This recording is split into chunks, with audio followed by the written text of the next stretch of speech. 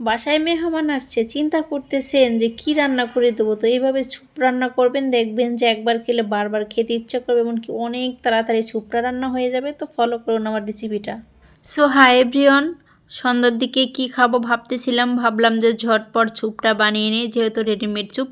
এটা অনেক আগে রান্না ছিল, ভাবতেছি কি খাওয়া যায়। তো হঠাৎ করে মনে আসলো, ওয়াও বাসায় তো স্যুপ আছে, তো ওটাই রান্না করে খেয়ে নেই মা বেটা।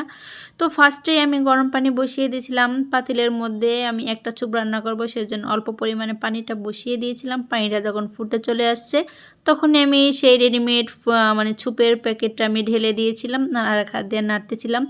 নাড়ার একটাই কারণ গরম পানির ভিতরে স্যুপটা দিলে কিন্তু দলা পেকে যায়, সেজন্যই নাড়তেছিলাম। তো স্যুপটা তো গরম পানির ভিতরে দিয়ে নেড়ে চেড়ে নিলাম। তারপর কিছুক্ষণ জাল করে সেটার ভিতরে আমি একটা ডিম ফেটিয়ে নিলাম। মানে ডিমটা আগে থেকে কিন্তু বাটির ভিতরে নিয়ে চামচের সাহায্যে ফেটিয়ে সেটা এক হাত দিয়ে নাড়তেছিলাম আর এক হাত দিয়ে ঢালতেছিলাম। এ কারণে কিন্তু দেখেন কতটা সুন্দর হয়েছে। তারপরে দিয়েছিলাম 2 প্যাকেট মশলা। একটা হচ্ছে ম্যাগি নুডলসের মশলা, আর একটা হচ্ছে এমনি কেনা মশলা। ওটা তো সবাই আপনারা জানেন, কিনতে পাওয়া যায় বাহিরে আলাদা করে। তো ওটা দিয়ে অনেকক্ষণ জাল করে নিয়েছিলাম। তারপরে একটু লবণ চেখে দেখলাম, ওমা লবণ যে হয়নি। একদিক থেকে স্যুপ রান্না হচ্ছে, আরেক দিকে আমি আর আমার ছেলে কি কি গল্প করি ওটাই আপনাদেরকে একটু শেয়ার করি। দেখেন দুষ্টু মিষ্টি গল্প। ডাকো তো বাবাকে, একটা ডাক দাও তো। বাবা আসেন বাসায়, ভাত খান। আমি ঘুরতে যাব। আমি তোমাকে খুব মিস করি করি। হ্যাঁ পা, তোমাকে একটা কামড় দেই।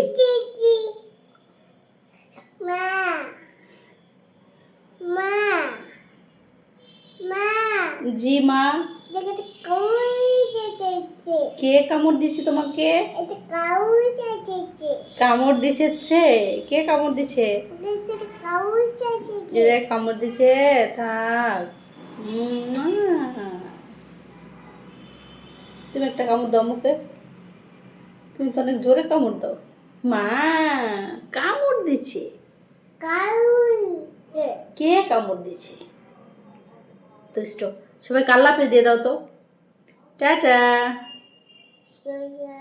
এই হাত দিয়ে দাও। টাটা টাটা টাটা দাও, সুন্দর করে টাটা দাও। টাটা দাও, এবার টাটা দাও। টাটা, আল্লাহ হাফেজ। ওরকম করে না মুখের মধ্যে। আল্লাহ হাফেজ। এতক্ষণ তো শুনলেন মা ছেলের দুষ্টু মিষ্টি গল্প। আমরা মা ছেলে কিন্তু এভাবেই সারাটা দিন কাটাই, হাসি খুশিভাবে। মাশাল্লাহ বলে যাবেন সবাই।